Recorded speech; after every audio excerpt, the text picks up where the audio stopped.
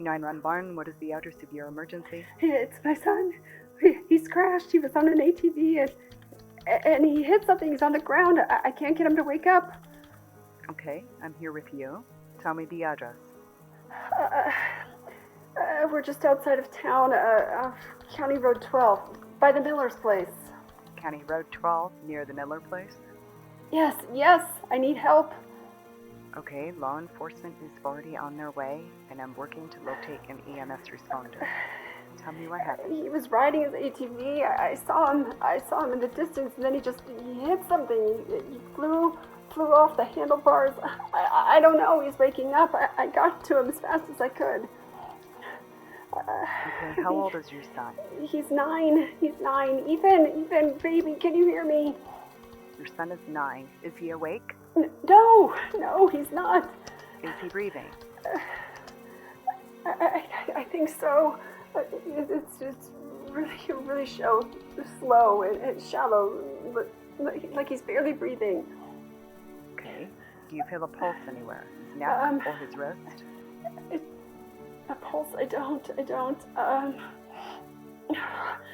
Yeah, maybe. Yes, it's faint, very weak. Okay, you're doing good.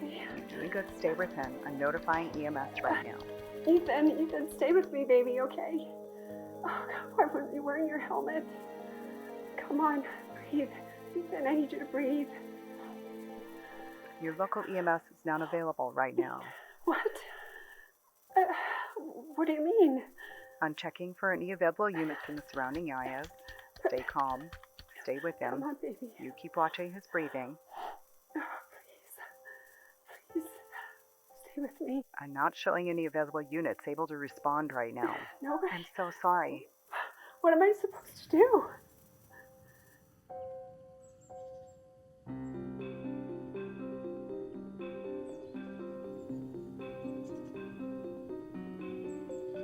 In Montana, when you call 911, help is not guaranteed.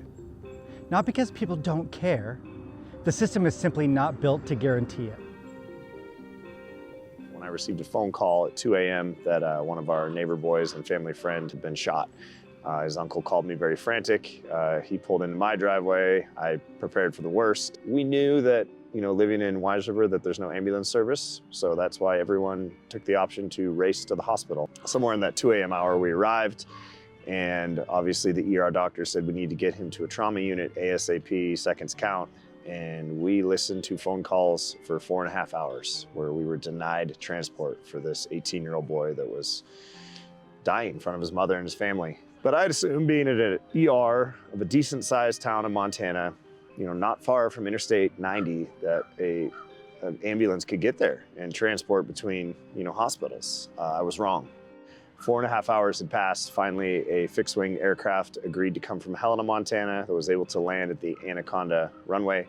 But the Missoula runway was shut down, so now we can't land an airplane in Missoula. So now they have to get on the phone and find an ambulance service. Could we get someone to agree to drive from their town to Missoula? And thank God someone in Hamilton agreed to take the call and meet the aircraft at the runway in Hamilton, Montana.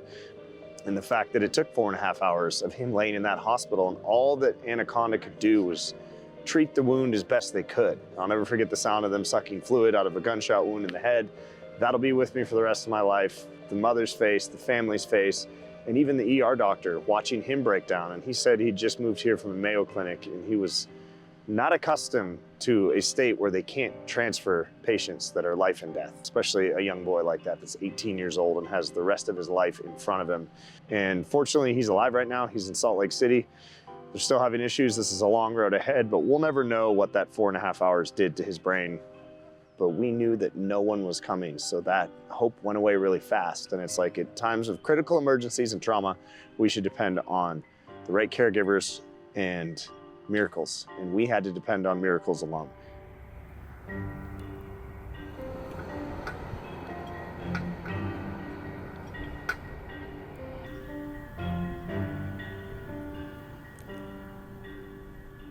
We all deserve emergency medical care. It doesn't matter what your economic level is. It doesn't matter if you're homeless. It doesn't matter if you live on the golf course. Everybody deserves quality emergency medical care in our state. And we're not meeting that bill. We're not meeting that requirement now. And people are suffering. The hardest part of being part of a small volunteer ambulance service is the times we don't have enough people to get to the call. And several years ago, we had an incident with a 46-year-old gentleman who presented with chest pain, and we had no one to respond. And we cover over 500 square miles. And this incident happened in one of our very furthest out addresses. The gentleman passed away. He left a wife with 3 children and a mortgage. We all believe the same thing. When something goes wrong, someone is coming. In Montana, that belief isn't always true. And most people don't know that until they end up in an emergency, call 911, and feel scared and alone.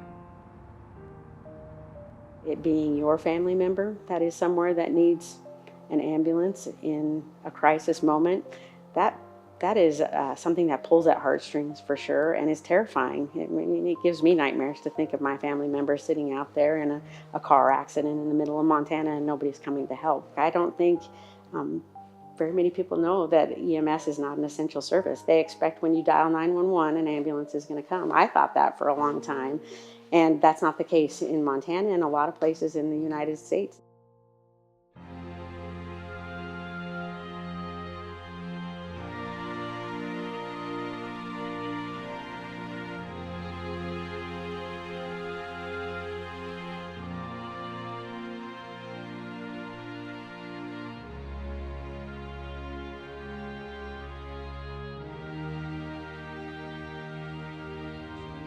This isn't one story about one person in one town. This is happening again and again in different towns all across Montana. I think it's important to think about the language of how we describe EMS, and we can quantify it in the number of calls that the service responds to in a year. But I think it's more important to think about EMS just like you think about law enforcement in terms of readiness. So if there is a need for service, whether it be on the interstate or in somebody's home, that there's law enforcement officers that are always available. If somebody needs 911 in their home, on their farm, at their hunting camp, that we've made a decision as a community to fund readiness. So when you call 911, you know somebody's going to respond. I think most people assume that like law enforcement, EMS is always funded by taxes.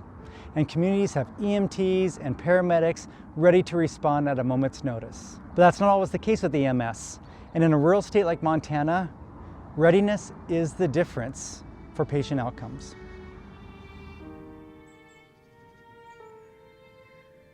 Most of our community is Medicare, Medicaid, and Medicare, Medicaid only reimburses about 40% of what we bill for calls, and that's across the country.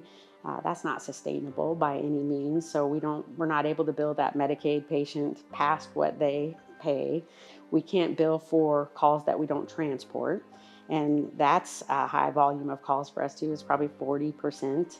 If not more sometimes, so we don't send a bill for all of those calls, and yet we have to have an ambulance here and staff here to be ready to roll all the time. So if EMS is not getting reimbursed for the call, how do they keep their doors open? And more than that, how do they stay ready when nobody is paying for readiness? Each year, we survey EMS responders across the country, and we ask them lots of questions, basically to get at what do paramedics want. And this past year, we asked two really illuminating questions. One question was, do you have adequate staffing to respond to 911 calls in your service area? And 59% of our respondents said no. And that was across all types, super rural to urban. And that's really stunning when we have 59% say we don't have adequate staffing to respond to 911 calls in our service area. And then we also asked them, what are the most critical issues facing EMS? And the number one issue selected by those respondents was burnout. When you don't have adequate staffing you're running from call to call, are just feeling this like pressure of dread of like, our neighbors need us, our community needs us, and we might not have the staff to do it. And so we're seeing burnout really increase across our industry. And when people get burnt out, they start making decisions to leave EMS. So we're in this really negative cycle of burnout, people leaving, inadequate staffing, increases burnout. It just is this cycle. So this is happening in your community. And it is. It's cheaper to take care of them than it is to replace them. This labor situation is only going to get worse. Look at Three Forks. Their paramedics are what, 70 years old on average? They can't be replaced. There's no one to replace them. So for example, think about it as the governor of Montana. And you introduce a bill, right, that gets passed, and it says that EMS is now required to be provided by every county in Montana. Okay, that means that every county in Montana has to fund an ambulance service for their county. And a lot of counties can't do that because they don't have the money. To put one ambulance on duty 24 hours a day, 7 days a week with paid personnel typically costs about $1.5 million a year. So when the essential service designations are circulating state legislatures, the opponents of those bills tend to be the State League of Cities, the State Association of Counties, because the states and the counties know that if they're going to have to pay for EMS as an essential service, they're going to have to raise taxes.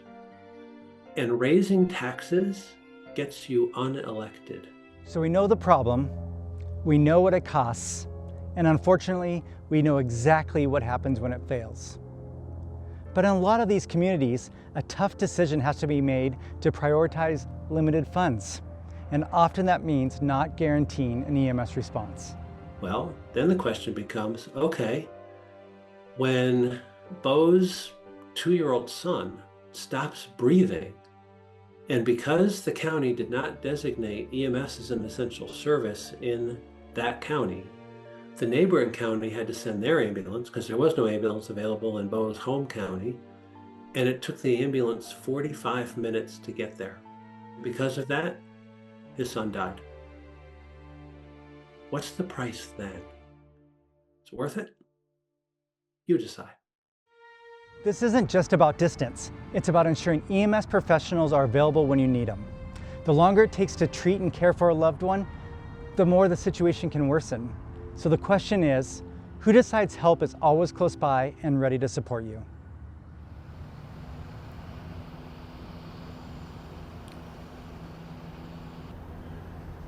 Doctors, nurses, paramedics, pilots, and others reached out to me asking me to help raise awareness and education about a system that is clearly failing its citizens. I learned that EMS and ambulance services are not considered essential, and they're operating on a budget that was set in the 1990s, a budget that likely wasn't close enough decades ago. I am grateful that so many have stepped up to volunteer, but to learn that they often pay for training out of their own pockets is insanity. The legislation needs to pass a bill that will allow ambulance services to become an essential service. This would give the people in our service areas the power and the ability to decide the level of emergency services that they want and the ability to fund it through some sort of tax revenue. It's not a privilege for emergency care. It's a right. Every person in this state deserves to have well-trained, fast responses. And I would hope that all of you would help move forward something in the state to help us continue to serve in our rural areas. This doesn't just fix itself. It changes when people decide it has to. And wouldn't it be great if we decide to make a change before preventable tragedies forced one?